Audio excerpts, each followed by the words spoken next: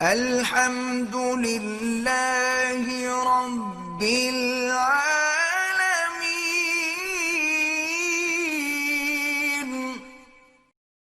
سیدنا ابی بکر جو ہیں، یاد رکھیں ان کا نام عبداللہ ہے،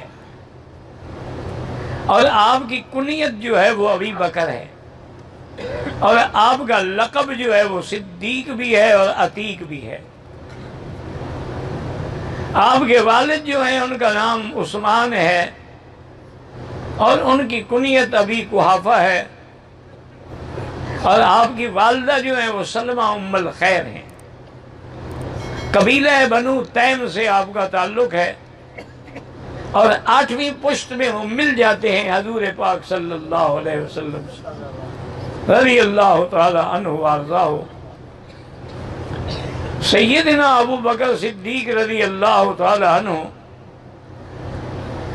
ابتدائی سے اللہ تبارک و تعالیٰ کے راستے میں خرچ کرنے والے تھے، اس لیے علماء نے لکھا ہے کہ کان جوادن تقیا نقیا انہ ينفق الاموال فی سبیل اللہ۔ سیدنا ابی بکر گورے اور سفید رنگ کے آدمی تھے، شریرہ بدن تھا، بڑے خوبصورت تھے، اور آپ داڑھی مبارک پہ ہمیشہ مہندی کا خطاب لگاتے تھے۔ سیدنا ابی بکر رضی اللہ تعالیٰ عنہ فرماتے ہیں کہ میں نے خواب دیکھا کہ چاند کے کئی ٹکڑے ہو گئے ہیں اور مختلف گھروں میں پھر سارے جمع ہو کے میرے پاس آ گئے۔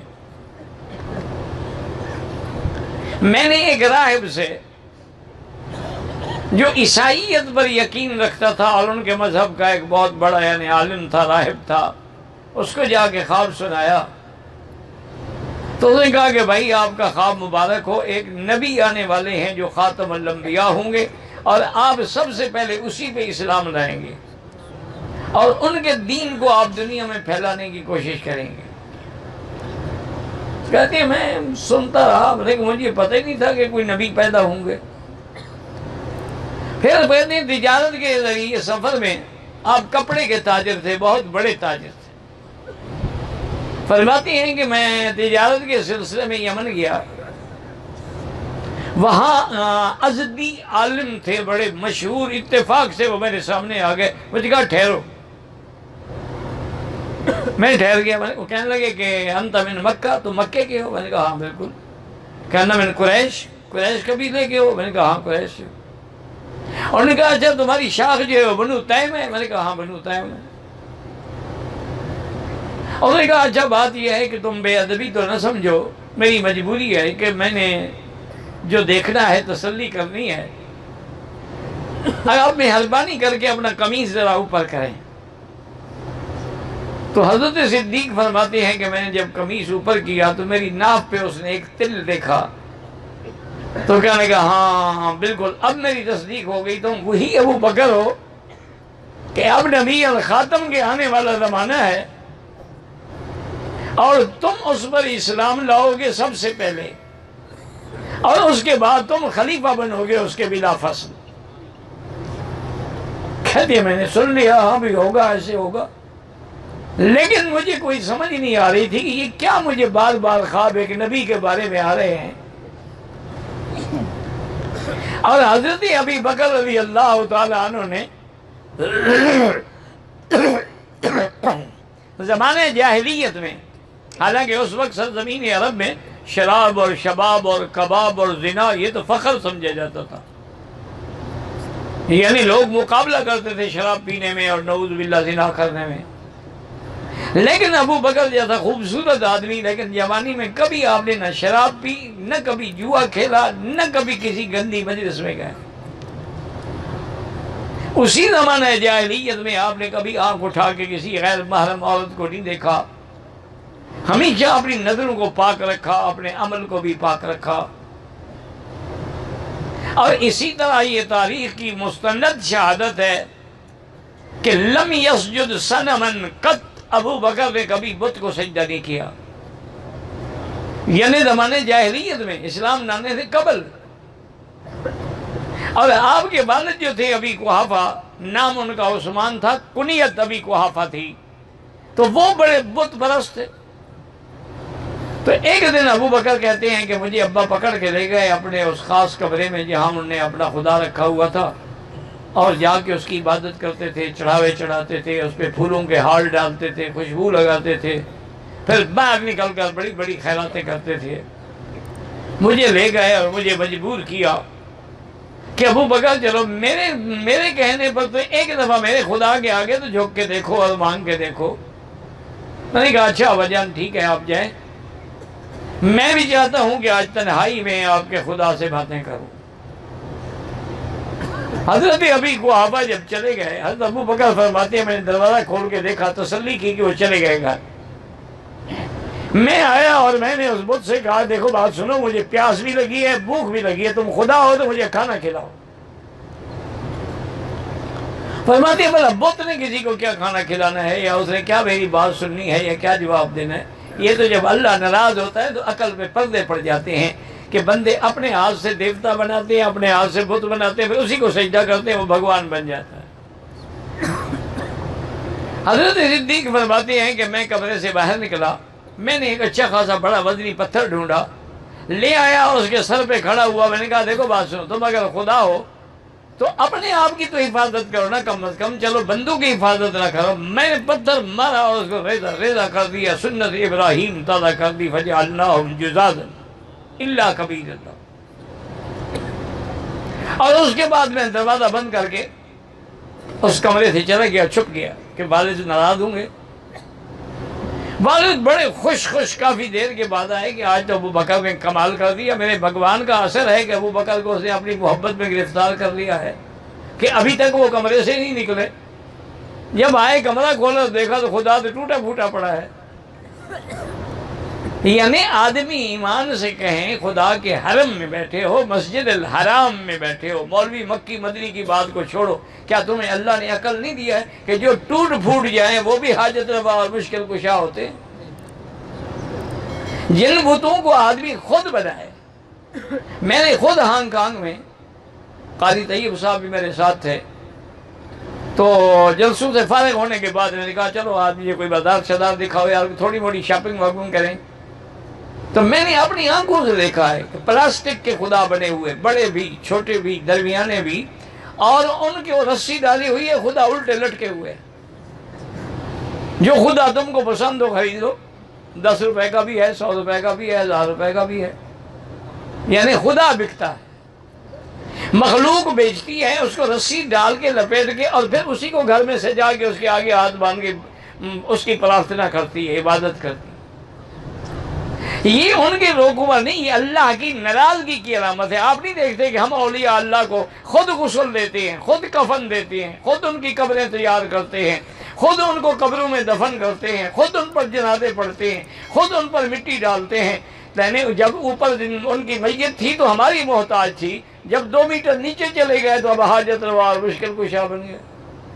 ہم بھی تو انہی کو سجدے کر رہے ہیں، انہی کی پوجا کر رہے ہیں جن کو خود ہاتھوں سے دفن کیا ہے، جن کے جنازے ہم نے خود پڑھے ہیں، جن کے لیے ہم نے مغفرت کی دعائیں مانگی ہیں کہ اللہم اغفر لحینا ومیتنا وشاہدنا وغائبنا۔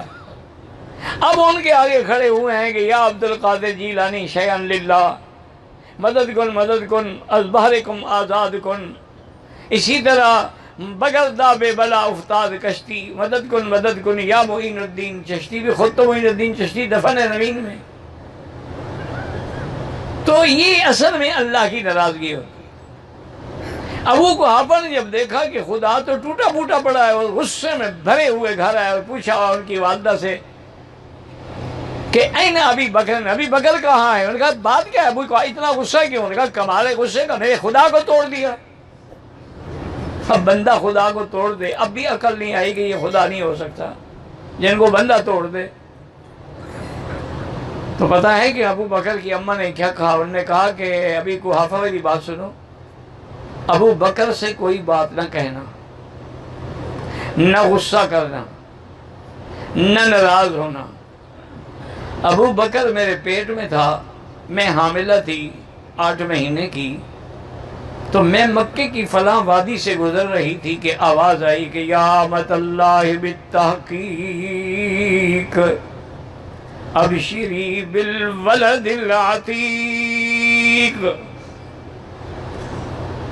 لقبه فی السماء صدیق وَهُوَ لِلنَّبِيِّ صَاحِبٌ وَرَفِيقٌ۔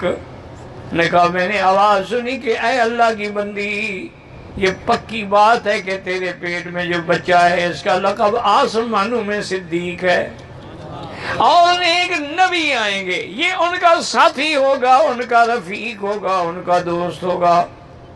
تو آپ کی والدہ نے کہا ابی قحافہ ان لابنی ھذا لشان، میرا یہ بیٹا شان والا بیٹا ہے، اس کو کبھی کوئی بات نہ کہنا۔ ابو قحافہ بھی ٹھنڈے ہو گئے کہ اچھا یہ آواز تم نے سنی؟ اس نے کہا ہاں بالکل یہ سنی۔ سیدنا ابی بکر میرے آقا کی سنیں، آقا فرماتی ہیں کہ میں نے جس پر بھی اسلام پیش کیا لوگوں نے سوال کیے، جواب کیے، کوئی مطمئن ہوئے، کوئی مطمئن نہ ہوئے، الا ابا بکر، جب میں نے آپ کو اسلام کی دعوت دی تو بغیر کسی سوال کے کہا کہ اشہد ان لا الہ الا اللہ واشہد ان محمدا عبدہ ورسولہ، بغیر کسی تردد کے کلمہ پڑھ لیا۔ اور اول من خطب فی الاسلام ابی بکر، اسلام لانے کے بعد سب سے پہلے دین کی دعوت دینے والا ابی بکر ہے۔ اللہ کے کعبے میں کھڑے ہو کے قریش کو توحید کی دعوت دی۔ انہوں نے اتنا مارا کہ حضرت ابو بکر بے ہوش ہو کے گر گئے، آپ کے قبیلے والے کپڑے میں ڈال کے اٹھا کے گھر لے گئے۔ سارا دن بے ہوش رہے، شام کو ہوش آیا، آنکھیں کھولی، ماں بیٹھی ہے، باپ بیٹھا ہے، قبیلہ بیٹھا ہوا ہے، سب پریشان ہیں اور پوچھ رہے ہیں ابو بکر کیا حال ہے؟ اس نے کہا میرے حال کو چھوڑو، یہ بتاؤ کیف حبیبی رسول اللہ صلی اللہ علیہ وسلم۔ انہوں نے کہا مجھے چھوڑو، مجھے یہ بتاؤ کہ میرے حبیب کا کیا حال ہے؟ ماں نے بھی کہا بیٹا اسی کی وجہ سے تو تمہیں یہ مار پڑی ہے، اس کو چھوڑ دو، اب تم کچھ کھا لو پی لو۔ اس نے کہا واللہ لا اشرب ولا آکل حتی ارا وجہ حبیبی رسول اللہ، کہنے کہ خدا کی قسم ہے نہ میں کھاؤں گا نہ پیوں گا جب تک کہ میں چہرہ نہ دیکھوں حضرت محمد مصطفیٰ صلی اللہ علیہ وسلم کا۔ والدین تھے، مجبور ہو کے دار ارقم میں لے آئے، حضور بیٹھی ہیں، حضور پاک کی نظر پڑی، حضرت ابو بکر تو زخموں سے چور ہیں، کھڑے نہیں ہو سکتے، میرے مدنی کھڑے ہوئے سینے سے لگایا اور پوچھا ابو بکر کیا حال ہے؟ اس نے کہا حضور اب تو مجھے کوئی تکلیف نہیں، آپ کے چہرہ دیکھ لیا ہے، بس بات ختم ہو گئی۔ سیدنا ابی بکر رضی اللہ تعالی عنہ وہ پہلے یعنی صحابی ہیں جنہوں نے کئی غلام خرید کر کے آزاد کیے۔ حضرت بلال رضی اللہ عنہ جب امیہ ان پہ ظلم و ستم کے پہاڑ توڑ رہا تھا، حضرت بلال کو سرخ انگارے جیسے پتھروں پہ لٹایا ہوا تھا، اور اس کے غلام جو تھے وہ کوڑے برسا رہے تھے، لیکن اس وقت بھی بلال احد احد احد کے نعرے لگا رہا تھا۔ یہ ہے نا توحید، مار کھاؤ اور جمے رہو۔ تم تو کہتے ہو ہمارے علاقے میں جی کافی بدعتی ہیں، مشرک ہیں، پھر ان سے ڈر گئے تو موحد کیا ہوئے؟ توحید والے تو ڈر جاتے ہیں، وہ تو بادشاہوں کے سامنے بھی ڈر جاتے ہیں۔ ابراہیم علیہ السلام بادشاہ سے نہیں ڈر گئے، اپنے والدین کے خلاف نہیں کھڑے ہو گئے، لیکن آخر کامیابی کس کی ہوئی؟ ابراہیم علیہ السلام کی۔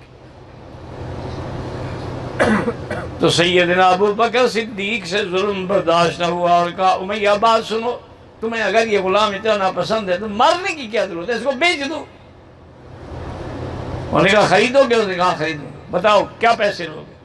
اس نے کہا تمہارے پاس فلاں ایک غلام ہے، گورا خوبصورت ہے اور بڑی، اس کے پاس 2000 درہم بھی ہے، اگر وہ غلام مجھے دے دو اور 40 اوقیہ یعنی 40 چھٹانک سونا بھی دے دو تو میں بلال کو بیچوں گا۔ حضرت ابوبکر نے فرمایا مجھے یہ سودا منظور ہے۔ گھر جا کے اس غلام کو لے آئے، وہ غلام بھی کافر تھا، اس کو امیہ کے سپرد کیا، 40 اوقیہ سونا بھی لیا اور حضرت بلال کو پکڑ کے اپنے ساتھ لے آئے۔ امیہ مسکرا رہا ہے، کہتے ہیں دیکھو ابوبکر تو بڑا تاجر تھا لیکن آج بڑے گھاٹے کا سودا کیا، دیکھو ایک کالے غلام کو لے کے جا رہا ہے۔ حضرت ابوبکر نے سن لیا، انہوں نے فرمایا امیہ سنو، یہ کالا غلام نہیں ہے، یہ تو اتنے بڑے مقام کا آدمی ہے کہ شہنشاہیتیں اس پہ قربان۔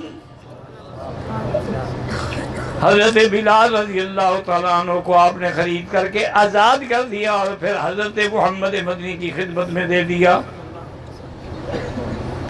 اور حضرت کا جو لقب ہے صدیق وہ کیسے ہوا؟ کیونکہ جب معراج کے بعد میرے مدنی واپس آئے، کافروں نے جھٹلایا، ابو جہل نے آ کے ابو بکر سے کہا کہ ما قال صاحب کا، تیرے پاک دوست نبی نے کیا کہا ہے کہ میں آسمانوں پہ گیا تھا، تم یہ بات مانتے ہو؟ اس نے کہا کہ ابو جہل لمبی چوڑی بات نہ کرو، مجھے یہ کہو حضور نے فرمایا؟ انہوں نے کہا بالکل، نے کہا انا اصدق، میں تصدیق کرتا ہوں۔ انہوں نے کہا اللہ کے بندے تصدیق کرتے ہو کہ ایک رات میں آپ معراج پہ ہو کے واپس آ گئے؟ انہوں نے کہا میں جبریل کو آتا جاتا مانتا ہوں تو میرا مدنی تو اس سے افضل ہے کروڑ درجے۔ اگر جبریل آسمانوں پہ جا سکتا ہے تو میرا مدنی کیوں نہیں جا سکتا؟ اس لیے اللہ نے آپ کو صدیق کا لقب عطا فرمایا، والذی جاء بالصدق وصدق به اولئک هم المتقون۔ جاء بالصدق، جو سچ لایا، اس سے مراد کون ہے؟ محمد مصطفیٰ۔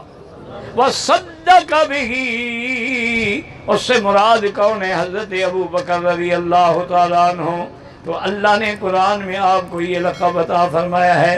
آپ حیران ہوں گے کہ کشف الغمہ شیعہ کی کتاب ہے، اس کے اندر بھی انہوں نے لکھا ہے کہ جاء بالصدق سے مراد محمد مصطفیٰ ہیں، وصدق به سے مراد ابوبکر صدیق رضی اللہ عنہ۔ کبھی جھوٹا بھی سچی بات لکھ جاتا ہے نا۔ حضرت امام باقر بیٹھے ہوئے تھے، ان کا ایک شاگرد تھا عروہ، وہ آیا، اس نے کہا حضرت ایک مسئلہ بتلائیں کہ کیا تلوار کا دستہ جو ہے جس سے پکڑتے ہیں اس پر سونے چاندی کا کام کرایا جا سکتا ہے؟ آپ نے فرمایا کہ ہاں جائز ہے۔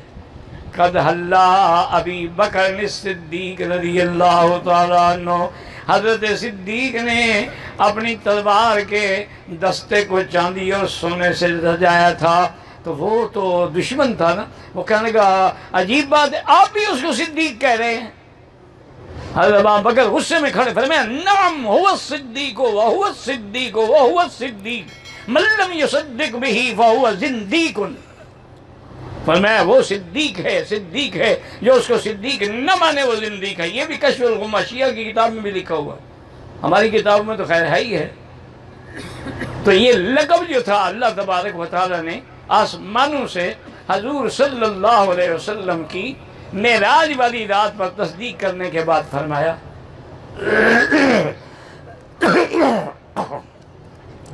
اسی طرح جب سیدہ خدیجہ فوت ہو گئی رضی اللہ تعالی عنہ، میرے مدنی پاک کی پہلی بیوی، اسی سے اندازہ لگا لیں کہ حضور پاک نے بیویاں جو رکھی ہیں، نکاح کیے ہیں، وہ کوئی نعوذ باللہ خواہشات نفس نہیں تھی، اللہ کا حکم تھا۔ ورنہ عین شباب میں جب 25 سال کی عمر تھی، حضور نے تو 40 سال کی عورت سے شادی کی۔ بی بی خدیجہ کی عمر اس وقت 40 سال تھی اور اس کے 2 شوہر پہلے ہو چکے تھے، ان سے اولاد بھی تھی۔ تو معلوم یہ ہوا کہ یہ شادی جو تھی وہ بھی اسلام کے لیے تھی، دین کے لیے تھی، کہ حضرت صدیقہ خدیجہ نے پھر اپنا سارا مال جو تھا وہ اللہ کے نبی پہ اور اسلام پہ لٹا دیا۔ اب جب سیدہ خدیجہ فوت ہو گئیں، بی بی خولہ آئی حضور کی خدمت میں اور اس نے کہا کہ یا رسول اللہ ابھی تو آپ شباب ہیں اور بی بی خدیجہ فوت ہو گئی ہیں، اب آپ اکیلے ہو گئے، میرا مشورہ ہے کہ آپ شادی فرما لیں۔ اور میں کہ شادی تو میں کرنا چاہتا ہوں لیکن میرے پاس تو کچھ بھی نہیں ہے، نہ مال ہے، نہ مہر ہے، نہ دولت ہے، وہ تو خدیجہ کا مال تھا جو اللہ کے راستے میں لوٹا دیا۔ اور اس نے کہا حضور اگر آپ پسند فرمائیں تو میں ابو بکر کو جا کے پیغام دوں اس کی بیٹی عائشہ کے لیے۔ حضور نے فرمایا عجیب بات کرتی ہے خولہ، یہ کیسے بات کر رہی ہے؟ کنواری لڑکی ہے، وہ تو 9-10 سال کی لڑکی ہے، اور میری عمر اب تو زیادہ ہو گئی ہے کیونکہ 25 سال میں نے شادی کی، 13 سال آپ نے بی بی خدیجہ کے ساتھ گزارے، تقریباً 40 کے قریب حضور کی عمر ہو گئی، 40 کے بعد ہی تو نبوت ملی ہے۔ بی بی خولہ نے کہا حضور اس بات کو آپ چھوڑیں، مجھے صرف یہ بتائیں کہ اگر ابو بکر راضی ہو جائے تو آپ شادی کریں گے؟ انہوں نے کہا اللہ کی بندی کون عائشہ سے شادی نہیں کرے گا، وہ تو صدیق کی بیٹی ہے۔ حضرت ابو بکر کے گھر میں بی بی خولہ آئی، اس نے پیغام دیا، اس نے کہا میں تو انتظار کر رہا ہوں کہ حضور فرمائیں، ورنہ میری تو تمنا ہی یہی ہے، میری زندگی میں 3 چیزیں مجھے پسند ہیں کہ النظر الی وجہ رسول اللہ، کہ میری آنکھیں ہوں اور محمد مدنی کا چہرہ ہو، والبنت فی بیت رسول اللہ، میری بیٹی ہو اور حضور کا گھر ہو، والمال فی سبیل اللہ علی ید رسول اللہ، مال دولت میری ہو اور خرچ محمد مصطفیٰ کریں۔ انہوں نے کہا میں تو چاہتا ہوں۔ حضرت ابو بکر صدیق نے بڑی خوشی سے حضور کا نکاح کر دیا۔ اچھا اللہ کی شان دیکھیں، جب حضور مدینہ شریف آ گئے تو حضرت ابو بکر نے آ کے خود کہا کہ یا رسول اللہ اپنی بیوی کو آپ گھر کیوں نہیں لے جاتے؟ آپ نے نکاح اسی لیے کیا تھا کہ ماں باپ کے گھر میں بیٹھی رہے۔ حضور نے فرمایا اللہ کے بندے میں لے جانا چاہتا ہوں، میرے پاس مہر کی رقم نہیں ہے، جب تک میں مہر نہ دوں میں نہیں بیوی کو گھر لاؤں گا۔ حضرت ابو بکر مسکرائے، انہوں نے کہا یار سب مالی مالوں کا، میرا مال بھی تو آپ کا ہے، یہ لے مہر کے پیسے۔ تو بیٹی بھی دی اور مہر کے پیسے بھی ابو بکر نے دیے رضی اللہ تعالی عنہ وارضاہ ہو۔ تو یہ مقام جس کو ملتا ہے، ملنا ہو مل جاتا ہے۔ ایک دن بی بی عائشہ نے بڑا عجیب سوال کیا، انہوں نے کہا کہ یا رسول اللہ میں رات کو کبھی کبھی آسمان پہ ستارے چمکتے ہوئے دیکھتی ہوں تو میں سوچتی ہوں آپ کی امت میں کوئی ایسا بندہ بھی ہوگا جس کی اتنی نیکیاں ہوں جتنے ستارے ہیں؟ حضور نے فرمایا ہاں۔ فرمایا کون؟ فرمایا عمر، اس کی اتنی نیکیاں ہیں جتنی آسمان پہ ستارے ہیں۔ بی بی کہتی ہے میں حیران ہوگی، میں نے کہا حضرت پھر میرے ابے کی نیکیوں کا کیا بنے گا؟ انہوں نے کہا کملی عمر کی ساری نیکیاں تیرے ابے کی ایک نیکی کے برابر بھی نہیں ہیں، تم ابو بکر کی بات کرتی ہو، اس کی بات کر کیا کہنا؟ رضی اللہ تعالی عنہ وارضاہ ہو۔ اسی طرح یاد رکھیں کہ سیدہ عائشہ ابھی شادی نہیں ہوئی تھی، مکے میں تھی، کہتی ہیں کہ میں گھر میں تھی، ابو بکر بھی تھے، میری اماں بھی تھی، بی بی اسماء آپ کی بہن بھی تھی، فجاء رسول اللہ، دوپہر میں حضور تشریف لائے۔ کہتی ایسے وقت کبھی حضور نہیں آئے تھے۔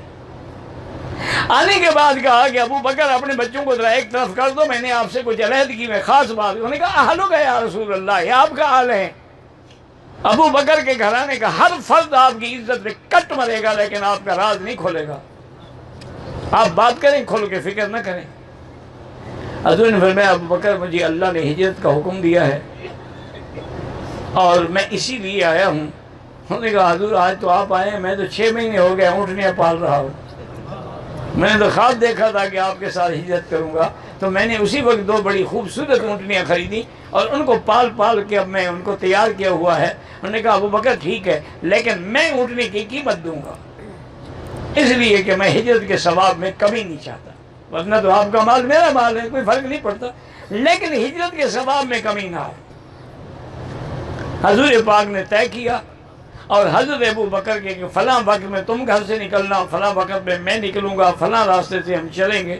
یہ سارا کچھ طے کرنے کے بعد حضور تشریف لے آئے اور پھر آپ، بڑا لمبا واقعہ ہے، بہرحال غار ثور پہ پہنچے اور غار ثور پر کندھے پہ اٹھا کے لے جانے والا ابو بکر تھا، کہتے ہیں رضی اللہ تعالی عنہ وارضاہ۔ اسی لیے جب حضرت ابو بکر اندر گئے تو آپ کا سارا گھرانہ جو ہے وہ حضور کی خدمت میں لگا ہوا تھا. آپ کا بیٹا اور آپ کا غلام عامر ابن فہیرہ صبح کو بکریاں لے آتے، چراتے غار ثور کے قریب پہاڑ کے پاس چلے جاتے، وہاں دودھ نکالتے، دودھ پہنچاتے، بی بی اسما کھانا لے آتی، حضور کو کھانا پہنچایا جاتا. تو سارا گھرانہ ابو بکر کا حضور کی خدمت میں لگا ہوا تھا. علماء نے بڑی ایک عجیب بات لکھی، انہوں نے کہا دنیا میں دو ہی تو راتیں ہیں، ایک ہجرت کی رات ہے، ایک معراج کی رات، لیکن دونوں میں فرق ہے. معراج کی رات جبریل حضور کے پاس آئے، ہجرت کی رات محمد مصطفیٰ ابو بکر کے پاس گئے. معراج کی رات جبریل نے سدرۃ المنتہا پہ ساتھ چھوڑ دیا، ابو بکر نے قبر تک بھی ساتھ نہیں چھوڑا. انہوں نے کہا دونوں راتوں میں موازنہ کریں کہ کس کا مقام زیادہ بلند ہے. کافر ڈھونڈتے ڈھونڈتے پہاڑ پہ پہنچے تو درس سے ان کے قدم بھی نظر آئے. حضرت ابو بکر گھبرانے لگے تو اللہ کے نبی نے فرمایا کیوں گھبرا رہے ہو؟ انہوں نے کہا حضور میں اپنے لیے تو نہیں گھبرا رہا، دشمن اگر اوپر آ گئے ہیں، اگر نیچے دیکھ لیا نعوذ باللہ تو پھر ہمارے ساتھ اور آپ کو تکلیفیں نہ فرمائے. ما ظنک باثنین اللہ ثالثہما، ابو بکر تمہارا کیا گمان ہے کہ جن دونوں کے ساتھ اللہ ہو، اس کا کوئی کیا بگاڑ سکتا ہے؟ اللہ نے قرآن نازل کیا اسی غار ثور میں، اذ اخرجہ الذین کفروا ثانی اثنین اذ ہما فی الغار اذ یقول لصاحبہ لا تحزن ان اللہ معنا. اللہ نے قرآن اتارا ثانی اثنین، یہ نہیں فرمایا بے اثنین، حالانکہ یہ منصوب مدد خافض کے ساتھ ہے، لیکن مقصد یہ تھا کہ ثانی اثنین گویا ابو بکر کا لقب بن گیا قرآن میں. اذ یقول لصاحبہ، صحبت صدیق بھی قرآن میں نص آ گئی. اس لیے علماء کہتے ہیں کہ ابو بکر کی کوئی صحبت کا انکار کرے تو وہ کافر ہے، چونکہ وہ قرآن کا منکر ہے. اذ یقول لصاحبہ لا تحزن ان اللہ معنا. اللہ کے نبی نے فرمایا ابو بکر کوئی غم نہ کر، اللہ ہم دونوں کے ساتھ ہے. دیکھیں یہ فرق ہے میرے مدنی میں اور موسیٰ علیہ السلام نے. انہوں نے کہا تھا ان معی ربی، میرا رب میرے ساتھ ہے. میرے مدنی نے فرمایا نہیں میرے ساتھ نہیں، ہم دونوں کے ساتھ. لا تحزن ان اللہ معنا، اور یہ ساتھ ہونے کا معنی کیا ہے؟ معیت نصرت ہے کہ اللہ کی مدد ہمارے ساتھ ہے. تو اب جناب 3 راتیں گزارنے کے بعد اونٹنیاں لے آئے عامر ابن فہیرہ. اب حضور ایک اونٹنی پہ حضور ہیں، پیچھے ابو بکر ہیں، دوسری اونٹنی پہ عامر ابن فہیرہ آپ کا غلام ہے، اور ساتھ عبداللہ ابن اریکت ہے جو راستہ دکھلانے والا ہے. یہ حضور باغ چلے، جب رابق کے قریب آپ تشریف لے گئے تو فبکا رسول اللہ صلی اللہ علیہ وسلم، حضور رونے لگ گئے. حضرت ابو بکر نے پوچھا ما یبکیک یا رسول اللہ، کیوں رو رہے ہیں؟ فرمایا مکے کی سڑک مجھے نظر آئی تو مجھے مکہ یاد آ گیا، میں مکے کی جدائی میں رو رہا ہوں. اللہ نے اسی وقت قرآن نازل کیا ان الذی فرض علیک القرآن لرادک الی معاد. محمد مدنی، جس رب نے تجھ پہ قرآن اتارا ہے اس کا وعدہ ہے کہ تمہیں پھر مکے میں ہم شان سے لائیں گے، آپ غم نہ کریں. اور یہ واقعہ بھی وہی پیش آیا کہ جا رہے تھے کہ سراقہ بن مالک آپ کو پکڑنے کے لیے آیا. جب قریب آیا تو اس کے گھوڑے کے پاؤں زمین میں دھنس گئے. اس نے پکارا کہ بے مہربانی کریں مجھے معافی دے دیں، میں آپ کو اب نہیں پکڑوں گا. تو قریب آیا اور حضور پاک سے کہا حضور میں واقعی آپ کو پکڑنے کے لیے آیا تھا، لیکن مجھے یقین ہو گیا آپ اللہ کے سچے نبی ہیں، مکے والے آپ کا کچھ نہیں بگاڑ سکتے ہیں. حضور نے فرمایا اچھا سراقہ دیکھو بات سنو.